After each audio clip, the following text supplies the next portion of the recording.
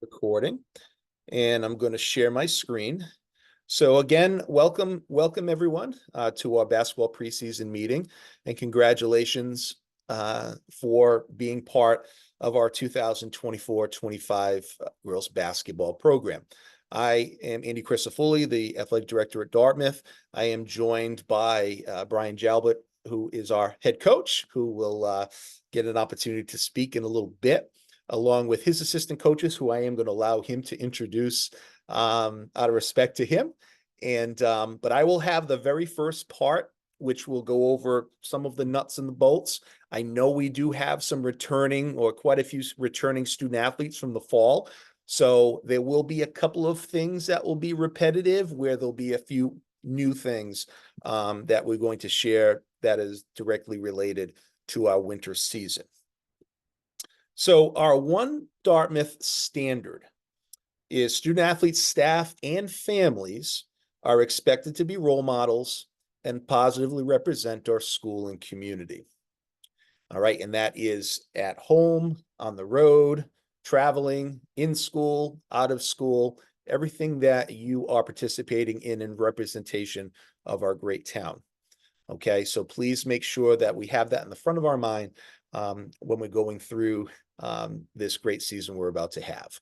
Don't do anything to embarrass yourself, your family, or your community. So that's basically a summary of what that standard is. We try to keep it very simple, but we do have very high expectations, and please make sure that we are all aligned with that. All right, so our department rules, we have our student athlete or athletic handbook, I should say, that is on our website, which we'll talk about in just a moment. We ask that you be sure to read the handbook, be aware of our rules, regulations, expectations, and protocols. We'll touch upon a couple of very popular ones in just a moment. And then the handbook is linked to our athletic department website, which is www.dartathletics.org. All right, so the three main rules that I want to spend a few minutes speaking about, and these are three rules that come into play quite a bit during the season. Daily attendance, which is our Dartmouth High School rule for daily attendance, students must be in school for at least a half day, which equates to 3 hours and 15 minutes.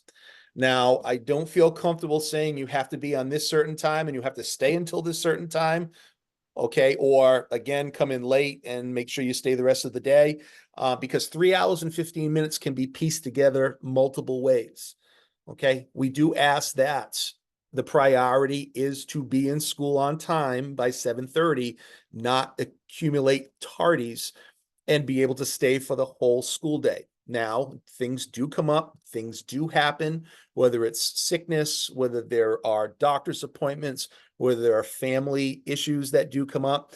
But 3 hours and 15 minutes is the standard to be in school for that particular day for anyone in that is participating in extracurricular activities to be eligible for that specific day. Now, there are many different excused absence examples. I would highly encourage you to look through our athletic handbook because it states all of them. But I do ask that if you are going to be absent from school for any portion of the day, and you do have a question as to, how long you're going to be out for, when you need to be back, or anything that can be communicated in advance, it's much easier to navigate than a student athlete coming up to me at 2:00 saying, I think I'm 15 minutes short. What am I going to do? So again, please make sure that you get ahead of that. Please make sure that you come on time, and you at least have to be in school for 3 hours and 15 minutes to be eligible to participate. Okay, so academic eligibility. This is a unique season in which academic eligibility will be reviewed right after Martin Luther King weekend. And that report card will be good or bad for the remaining part of the winter season and the first 4 weeks of the spring. So this is a double whammy report card. All right, so our standard, you have to be passing 5 classes with a 65 average or better to be academically eligible. Fortunately for us, very rarely do we run into eligibility issues. Our students do a great job in the classroom, but again, just a full warning, this report card is very important, again, for the winter season, and it does stretch into the spring season. And then finally, the bona fide team rule. So the bona fide team rule, to summarize it, is participating in a sport at Dartmouth High School is a top priority athletically. If you are going to be participating in any other activity or sport activity that is sponsored by the MIAA, the Dartmouth High School commitment has to be completed before you go on to participate in anything that is athletic in non-Dartmouth. All right, case in point or example, if you do travel volleyball and you play girls basketball, you cannot miss practices or games to go to a volleyball practice or a competition, a tournament, or so on and so forth until you serve the responsibility of either practices and or games with Dartmouth High School. Okay, so please make sure you make that commitment. There is progressive discipline if someone is in violation of that rule. The first step or the first penalty would be suspension for 1 game, and a second penalty for that season would be another suspension plus ineligibility in the state tournament. So again, if you do have any questions about the bona fide team rule, please reach out to me in advance, because like I said, a lot can be navigated before something happens. Okay, so communication. One of the things that we pride ourselves in here in Dartmouth Athletics is we try to be great with communication. All right, as a parent myself, I know how frustrating it can get when I'm trying to guess when my son's practices begin and end and where they are and what the changes are and when the games are, when the bus times are, and so on and so forth. So we try to make things as simple as possible here in Dartmouth. And we communicate in a variety of different ways. First is our dartathletics.org, which is our website. You'll see our staff contacts, so all of our coaches and their email addresses. We have our online calendar, the Google Calendar, the Google sheet that we've been using for the last couple of years. That has been a great tool that we've used for communication. That shows when practices start, when they end, when our games are, our days off, when vacations are, when identifying when holidays are, and so on and so forth. Our coaches do a great job of keeping that up to date. As we speak right now, the entire year season, I should say, is established in that calendar. Now, there could be changes with whether game changes, maybe there's a practice that is added or taken out. That will be communicated to families if that does happen. But again, it's a nice location for you to look at the calendar, and you can see what girls basketball is doing, and you can see all the other sports that we have offered in this fall, what they're doing that specific day. Game schedules are online on Dart Athletics, bus times, rosters, and so much more. All right, our goal for that athletic website is to have a one-stop shop for everything involved within our program. A second bullet is Parent Square. All right, as you've probably experienced in a variety of different ways, whether it's academically or athletically, our school department has committed to using the tool Parent Square as a great communication resource. We try our best within the athletic programs, and our coaches have done a nice job of learning the program, kind of building the car as we're driving it. And, we're really excited about continuing to build and build and build with that communication tool that is afforded to all of us. I love it because it gives the most current information, because it draws straight from Aspen. Okay, we have asked our student athletes to download Student Square, which is an app on the phone, so that when we do post something, it can go to the app right on their phone.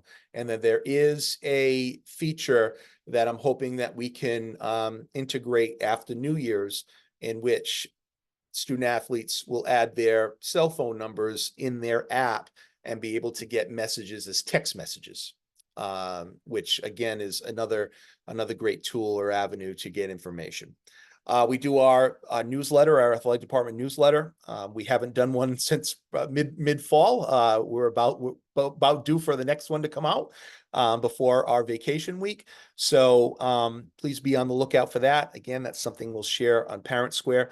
And we do spend a lot of time putting that together. So we respectfully ask that you do spend some time looking at that information. And then finally, Twitter or X, we try to celebrate our student athletes and celebrate our athletic teams and provide information through that app venue also. So again, these are the ways that we will be communicating with you. Okay, so medical. Kathy Thornton is our athletic trainer. She's contracted through South Coast Hospitals, and through a Parent Square notification the other day, I hope you saw that, she has been named Athletic Trainer of the Year in the state of Massachusetts, which is a phenomenal recognition that is so much and well deserved. So we're really excited for her and be able to celebrate her. But she is fantastic. She is a tremendous asset to our athletic program, our student athletes, and our families. And again, she is the best of the best. So we're very fortunate to have her. Her email address is Kathleen Thornton at dartmouthschools.org. Again, you can see this on our athletic department website, that contact info. She deals with everything medical, from sicknesses, injuries, treatments, clearances, physicals, head injury protocols, sway testing. She covers all of it. Okay. And the one thing I do want you to remember is if there is anything medical, please contact her directly. Okay. Please, you don't need to contact myself or Mrs. Constelletti, because our first call will be to Kathy. So just go straight to her. And that could be with, any type of injuries or rehabilitation that kids are involved with. I do ask that please reach out to her before you were to bring your student athlete, to the doctor with, say, a sprained ankle, because she might be able to treat it without you having to bring your student athlete to the ER or the walk-in or their primary. And again, she's highly, highly skilled. So please take advantage of her skills and her availability. All right, conflict resolution. We do have a chain of command in athletics. Okay. It is detailed in our athletic handbook. And the one thing we do ask is we try to solve issues or problems at the lowest level possible. Our goal is to solve issues and problems with student athlete to coach, or coach to student athlete. We're trying to build skills with our student athletes to be able to learn how to have that respectful, direct conversation with someone who is an adult or a supervisor or a coach or so on and so forth, so that when they do leave and graduate Dartmouth High School, they do have those soft skills to be able to advocate for themselves in whatever their adventure is beyond high school. Playing time and status in a program, those are decisions the coaches make. I do not have any involvement with who plays, how much they play, what type of offense or defense we run, the status of the program, if they're JV or varsity or freshman, or so on and so forth. Those are all coaches' decisions. They are not made in a vacuum. They are made collaboratively with our hired and volunteer coaches that talk and work together to make those decisions. And again, a lot of conflict revolves around playing time. All right. And in many cases, if it's not originally brought as playing time, it can be kind of uncovered as playing time. So again, I really emphasize that the student athlete should advocate to the coach and have that conversation discussion. Okay, because again, playing time is determined by a variety of different factors. Obviously, skill level, work ethic, attitude, hustle, attendance, behavior. There's so many different facets of earning playing time. So again, I will never step in and tell a coach they have to play somebody, or they have to move someone up, or anything that has to deal with personnel, rosters, and/or strategy. Those are all coaches' decisions.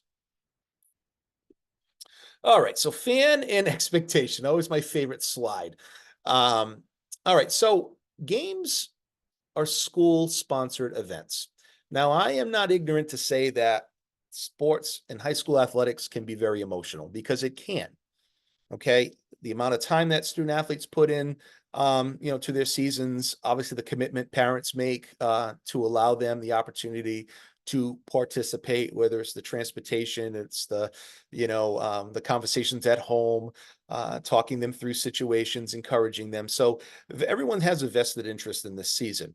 But please remember, when things start to get hot, these are school-sponsored events. Okay. And again, I would always ask that before anything is said or anything is done, would it be acceptable during the school hours in the school building? And if it's not, or if you don't feel as though it would be, or you're questioning whether it would be, please refrain from any type of outbursts with that. All right. So cheer for our Dartmouth kids. Student athletes refrain from belittling, disrespecting teams, coaches, and officials. There shouldn't be any coaching from the stands. All right. One of the most frustrating and annoying things from my background as a coach, and now in my role as an athletic administrator, are people in the stands trying to coach the kids on the floor. All right. So again, please refrain from that. All right. We have very highly qualified coaches that put so much time, effort, and energy into the team and the planning and the scouting reports and the practice plans and so on and so forth. So allow them to coach the team. We do not need any help from anyone else. So please make sure that you have that in the front of your mind. And then finally, game removal. If things are not going as expected, or we're not meeting our expectation and our standards, we will simply remove individuals from the game. It is the very last thing in my role that I would like to do. I would never want to take the opportunity away from a spectator and or a parent watching their kids or friends play. But again, that is something that we do have in place, that if we have to use it, it is there. We try not to use it, but again, if we have to, we will. All right, so user fees. It's $50 user fee for the season. You can pay by check and or online. From kind of looking at the history over the last couple seasons, the majority of people do pay online, and it seems as though it's a little bit easier. I think there's a little bit of a fee towards it, but it's paid and done with. Please understand that once you pay, every week the town of Dartmouth sends us an update of who has paid that specific week. So if you pay on a Monday and on a Friday, you get an email from us saying that, please pay your user fee. Please understand that we're going based on last week's statistics and information that we're provided. So again, please do so and pay the user fee as soon as you can, so it's something that none of us will have to worry about. All right, and then finally, game admission, a home game admission, I should say. We start charging admission 1 hour before the varsity game starts. Okay, it is $6 for adults, $4 for students and senior citizens. Elementary students are free, and we are offering both the online ticketing / GoFan and cash option at our gates. Now, we transitioned to GoFan or online ticketing this past fall during the football season, while still offering a cash option, and it worked very, very well. We are going to still maintain a cash option also, just in case. There are some people that, might not have the ability or interest in buying their ticket with their card. But I will be sending out notification as to the website in which you can purchase tickets.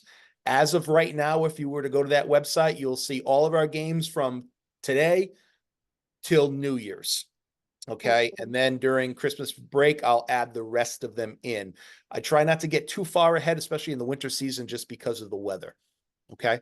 So that would be the charge, 6 and 4, and elementary students free. And then you can purchase online or cash.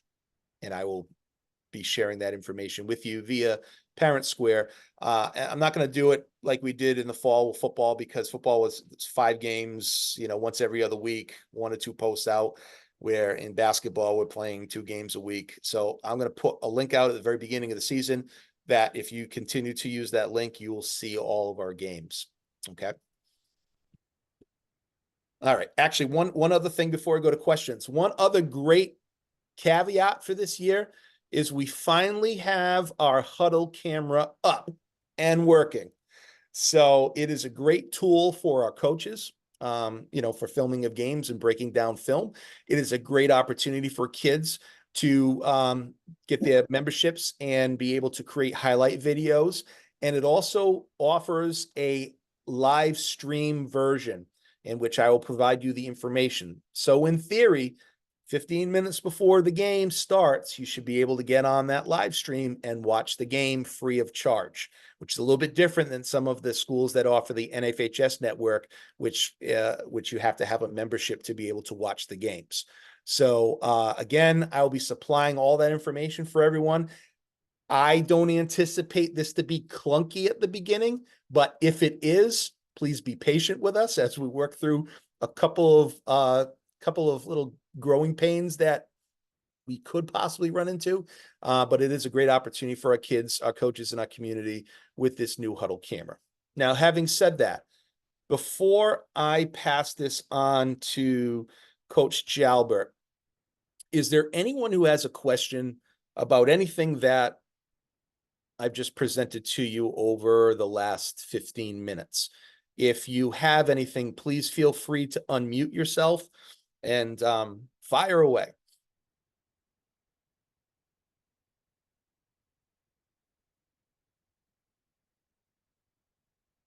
Okay. It's not a bad thing, not necessarily. All right, so what I'll do is option pitch it over to Coach Jalbert, and if anyone does think of any questions over the next couple of minutes, we'll try it again at the very end. So, Coach, go ahead. Good evening, everyone. Thanks for coming. The first thing I want to do is introduce our assistant coaches. Two of them are here. One of them couldn't make it. First is JV coach Shane Fennessy. He will be coaching our JV team, running our JV team. And then the freshman coach is Miles Linares. He will mostly be helping out with the varsity, but when we do our freshman games, of course, he'll be coaching those games. And then we also have assistant coach Colby Brooks. She couldn't make it tonight; she had to work, but she's also there, and she's great with the girls. She's been a real help since starting last year. I'm just going to touch on a few things. In terms of contacting us, you can always email us, and Andy just mentioned where to get those at. Is it dartathletics.org? Is that correct, Andy? dartathletics.org. Our email addresses are all there, but we all have the school email address: Brian Jalbert at dartmouthschools.org, Shane Fennessy at dartmouthschools.org, and Miles Linares at dartmouthschools.org. You can also contact me. We have a Google Classroom that all the girls are in right now, or any email, any that way. And then I have Parent Square set up. I have to relearn how to use it since last year, but that's the best way to get in touch with us, would be Parent Square once that's set up. So if you need to communicate with us, whether someone's going to be missing practice, going to be missing late or whatever, that would probably be the best way to contact us, would be Parent Square. Of course, any email, if it's way ahead of time, that works as well. No problem. Practice and game schedule. So those are, as Andy just mentioned, those are all set through the season. Obviously, there will be changes here and there, but I always post onto our Google Classroom either Saturday or Sunday what the schedule is going to look like for the following week, and also any information that the girls might need to know for the week. So if there's photos or team pictures or whatever we may have, I'll post that Saturday mornings usually, or Saturday afternoons usually, for Sunday through Saturday for the following week onto our Google Classroom page. Once that's posted, if anyone has questions, obviously, you can certainly reach out. Our expectations for the student athletes. We have expectations that obviously they're at practice every day, they're at games when we have games, and they're putting in their best efforts. And as we try to over communicate, I ask that the girls also over communicate with us. So if they're going to miss something, or if they can't make it for whatever, just communicate that with us. Everything, the communication would be a huge help if they're going to miss anything. And on that, if there's something that we know I need to, like a vacation or going to miss a weekend or something, I would need to know that before the first game of the season. just to plan accordingly, of course. And a few girls have reached out to me already with that. Expectations for families, as we just talked about. Basically, we show up, we cheer for our team. There's nothing more frustrating than when our girls come over to the sidelines and say the other team's parents are saying this and that and the other thing to our girls. And I would hope that we could behave in a way that just supporting our team and certainly not belittling any of the student athletes on any other team or coaches or referees. And on that, with officials, they're out there doing the best. I know that I can get on them sometimes, and I'll be better. But I just ask that we have respect for all officials that are definitely out there doing the best that they can. And then the seasonal commitment, we are committed up for JV and freshmen. The commitment is until the Friday before February vacation. All varsity team will be through February vacation and then into hopefully deep into March, but into March as well. That is the commitment. If there is some sort of issue with February vacation week for varsity, just again, just speak to me ahead of time and just make sure that we're communicating. The commitment is a long season. There's the whole winter vacation, obviously straight through January. With the schedule falling the way that it did this year, I was able to give us all 3 days of Martin Luther King weekend off. So that way, if there is some sort of trip, no one's missing any practice or anything. So that worked out pretty well with our schedule. And with that, I think I've covered pretty much everything. The way our teams work this year, just to clarify if anybody has any questions, we have our varsity team, then we have our JV team, and then we have kind of a hybrid freshman team. We have freshman girls playing JV, and some of them will also play on the freshman team as well when we have freshman games. We don't have a full 20-game schedule of freshman games, but we have some freshman games, and obviously we have some girls that are strictly going to play freshmen, and then we have some girls that are going to play JV and freshmen to make sure we have a full freshman squad for each of those games. That can change throughout the year.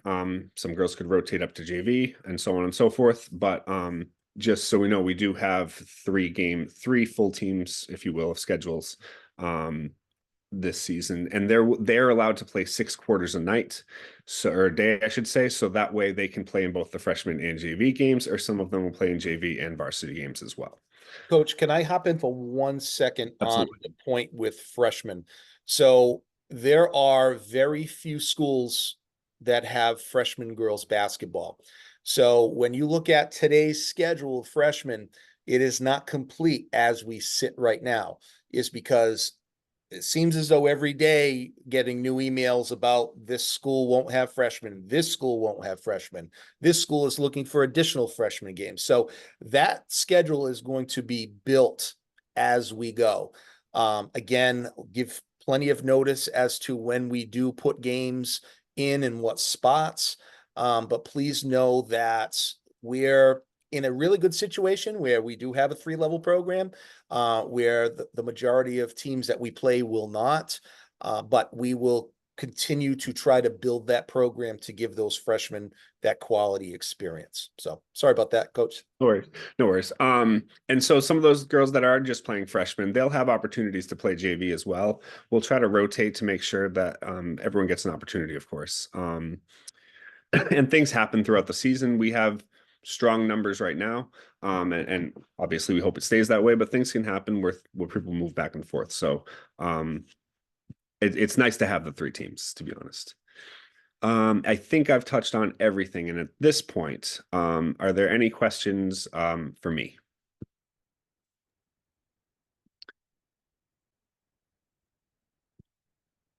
I will say girls have been great so far. I've really enjoyed them. Definitely happy it's basketball season. They're a lot of fun to be around. If we don't have any questions for me, I'm going to shoot it back to our athletic director. And thank you so much again for coming out today. If you have any questions ever, don't hesitate to email me. Thank you, Coach. The one thing I was going to add, which I was able to kind of hop in about the freshmen, that's been taken care of. And again, if there are any other questions about my portion of the presentation. Free to answer them now, or you could email me. I'll stay on if someone maybe doesn't feel comfortable asking the question in front of the group. But having said that, I appreciate everyone's time. Thank you so much. We really look forward to kick off on Friday and have a great winter season. Thank you.